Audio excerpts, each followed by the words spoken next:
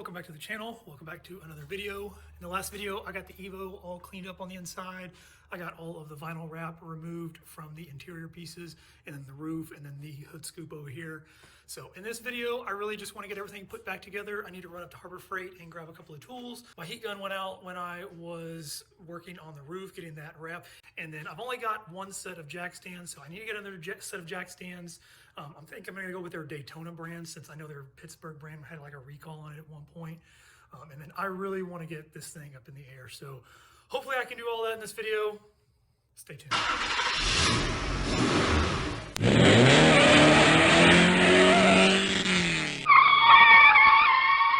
First thing I want to do is start getting this thing put back together. The antenna right here is what has caused me so much trouble. I broke that little clip, if you saw in the last video. It was literally like dangling on. It was already about to break. So I'm pretty sure whoever took this thing off the first time to wrap it probably almost broke it themselves. And maybe that's why, because it broke very, very easily. Like, it did not take any force from when I pulled this thing up. And it came right through, and I didn't even realize I broke anything until I looked at both sides and I saw the little plastic pieces laying there. So I'm assuming they were having some trouble as well. This thing is still held in place by this bolt and this little, I don't even know what you'd call this, but it's got these little points on it that kind of grabs up into the metal. So this should still hold it in place just fine. The next thing that I want to do is just get this headliner back on. If you're taking the antenna out, definitely take the whole headliner out.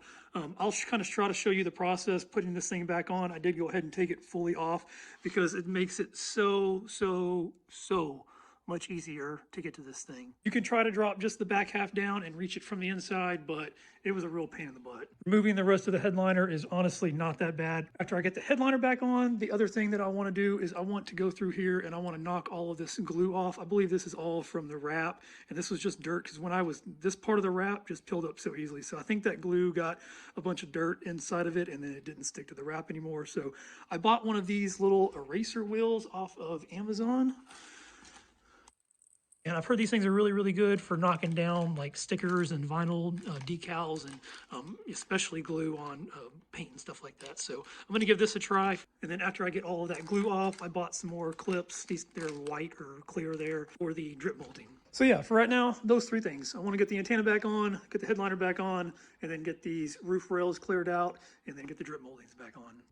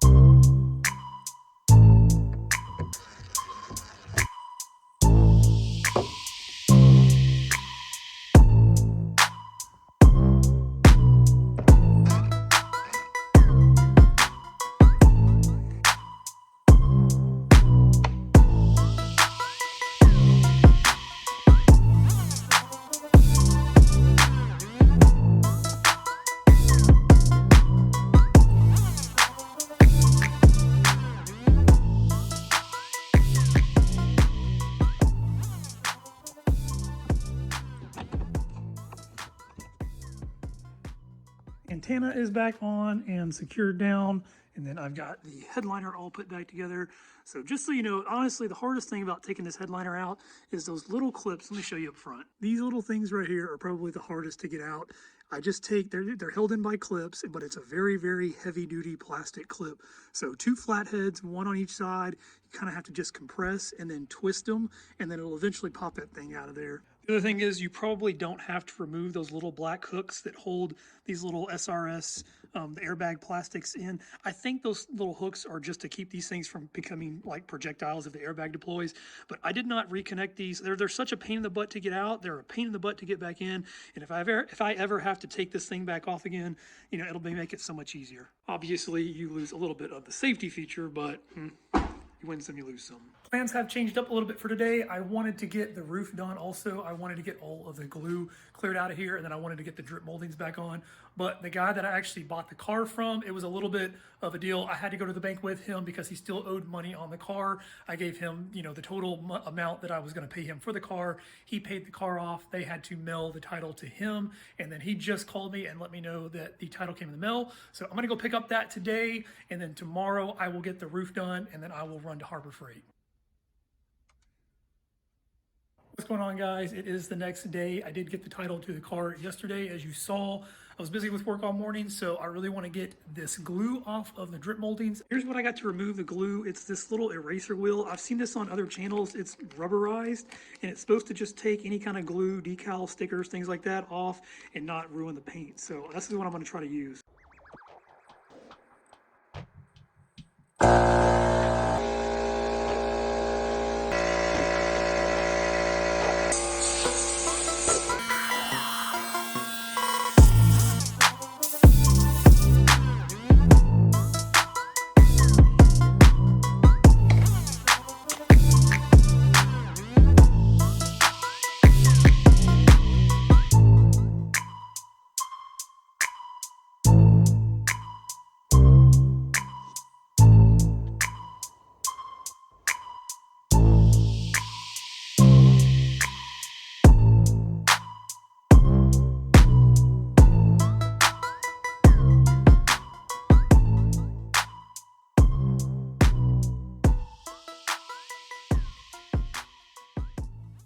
Just finished up cleaning the drip rails here. They came out super, super good.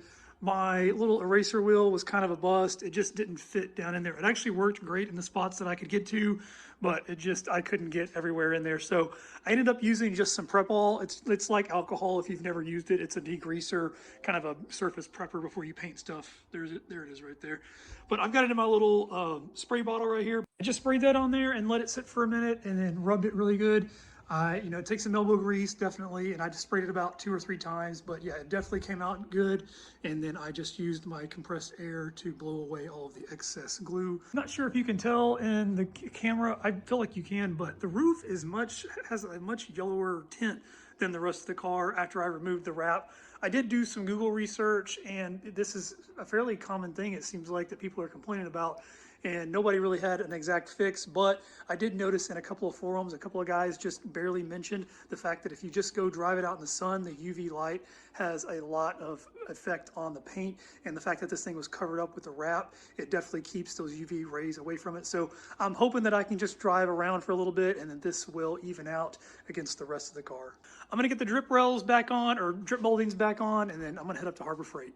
For these drip moldings, there are 7 of these clips, and they each go on one of these little hooks right here on top of the roof. Those hooks in the drip rail right there, they hook into the center part right there. It's just a little overhang section, and so it just hooks into right there. And then on the actual drip molding itself, your hooks are, there's one right here, and there's one right here, and I'll show you how to take those out. If you have nails, which I really don't, but you can just squeeze these there's 2 little clips right here. You just squeeze that and this thing literally just pops right up out of there. And then what you do to pop it back in is slide the bottom end first, and then your top little clips right there, you just press that down and they just snap right into place. Just FYI, I did not know any of this prior to taking these things off, so this was a learning process for me as well. I'm gonna get the rest of these clipped onto both sides where I broke the other ones at, and then I will get them clipped on the car.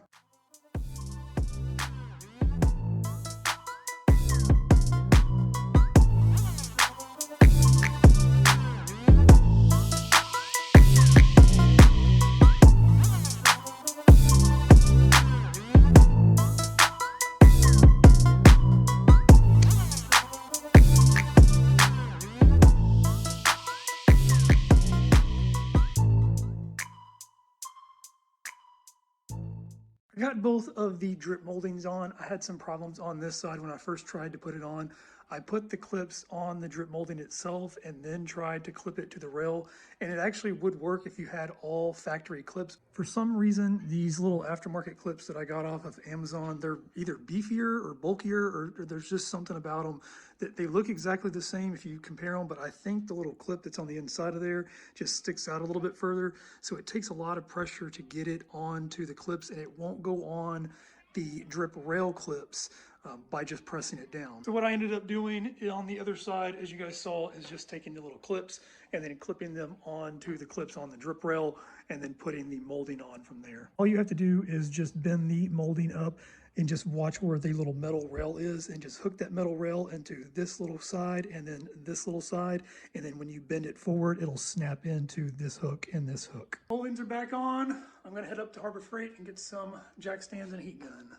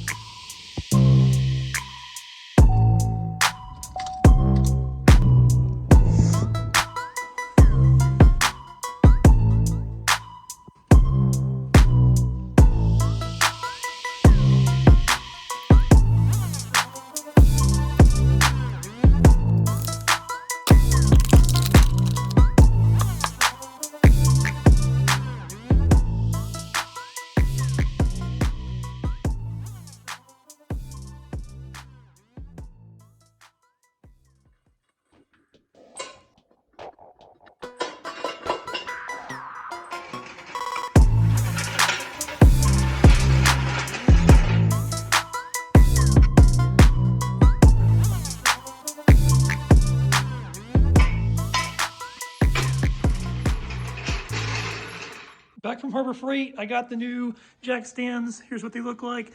And then I went ahead and picked up some of these little covers as well. I got some for my Craftsman jack stands also off of Amazon.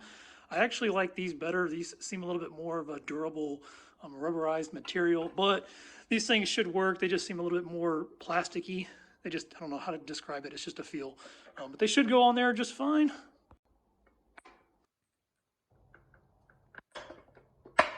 I like these things because it doesn't tear up all the metal and paint on there. This is cool though. I have a matching set of jack stands to go with my Craftsman jack, and then I've got a matching set of Daytona jacks to go with the Daytona jack. They were completely out of heat guns. They only had one style of heat gun in. I don't understand what the deal is with that, if it's just because of all the shortages of everything or if everybody needs heat guns. But I did pick up an extra set of diagonal cutters here. I have this little small set here, and that's the only ones that I've ever had. But I've been using it a lot for the welder, and so I wanted to have just a separate set for the welder. And then I picked up another box of 7mm gloves because I ran out. Let's get this thing up in the air.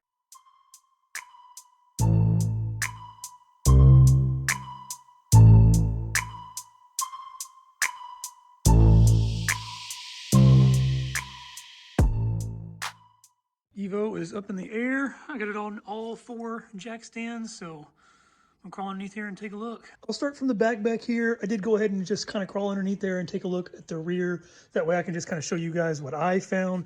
Like I said, this is a new car to me, so I'm not super familiar with everything that's supposed to be where yet. I believe your transfer case pumps are over here, and then the other one is over there. It does have the OEM exhaust on here. I do hope to get a new exhaust here pretty soon, actually. I was messaging somebody today on Facebook Marketplace, so hopefully that goes through. Suspension looks to be all stock. It looks like our sway bars are all stock. The only thing that I notice is there is some grease coming out of this boot right here, and it's kind of slinging up there on the top, but both sides are like this. Here's the other side, and there it is. Like I said, it's kind of slinging everywhere, so I think these may need to be replaced. Aside from that, everything is actually really, really clean in the rear. You know, these pumps are what usually goes out. That's what people have problems with, I think, because of where they actually put them at. It just gets stuff slung up in there all the time because they both sit behind the rear wheels. But everything is, like I said, really, really clean. So I'm going to start making my way forward and see what else I can find. The rest of the midsection looks to be pretty clean. All the lines are intact. There's no clips broken or anything like that. My ST, even when I got that, some of the little clips that held the fuel lines were broken. Exhaust, like I said, is OEM, but I did see that there is an exhaust mount that is supposed to be right here, and it's broken. He's got some sort of piece of wood, it looks like, in there. That's really, really strange, but this exhaust is going to be coming off soon anyway. Moving on to the front. I think I may have found my first little aftermarket goodie. I don't know for sure, but I'm pretty certain this is not the stock downpipe. It has, the reason why I say that is because it does have, if you look up there, that other little pipe coming down there. I believe that's coming from the wastegate and recirculating back into the exhaust. I don't believe that the OEM downpipe looks like that. Front driver CV boot over here. Again, there's a lot of grease coming out. It's like this on both sides, on the front as well. The passenger side is probably worst there. The only other big thing that I noticed that was missing is there's some sort of like undercarriage tray. I know a lot of guys pull these things off anyway just to have better airflow, but if there is something missing, I am probably going to try to get that. Overall, the undercarriage is pretty clean. I'm not disappointed at all. I did look up those inner CV boot joints. Oh, sorry, the little creeper went off the edge here. Apparently those clamps on the inner CV boots are weak from the factory and they do go out. As soon as I looked it up, there were people talking about they found one leaking and then all four were already leaking. So they said that Napa Auto is somebody that actually carries the clamps. I don't know if I'm going to have to order just the full kit from Mitsubishi, but I am going to get all four of those replaced. I'm going to pop the hood and check out the engine bay and just kind of do a little inspection and see what all I can find in there.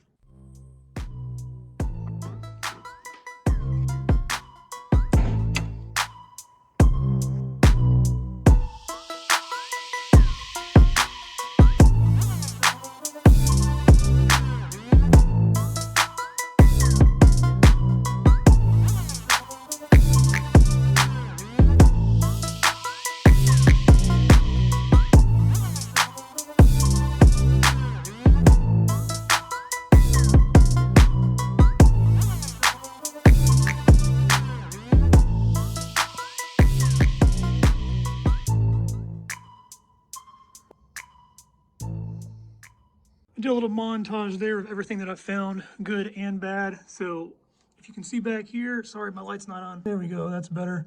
It does have an MAP downpipe on here. I don't know that I'll be keeping that. I do plan on doing a turbo upgrade on this thing. Obviously, I did a big turbo on the ST, so I definitely want to get something for this thing. It also has a Perrin, I think that's how you say it, 3-port boost controller over here. Found this little, it looks like it's just a little inline fuel filter from Jegs. He did tell me that it had larger injectors. I'm not sure what size these are.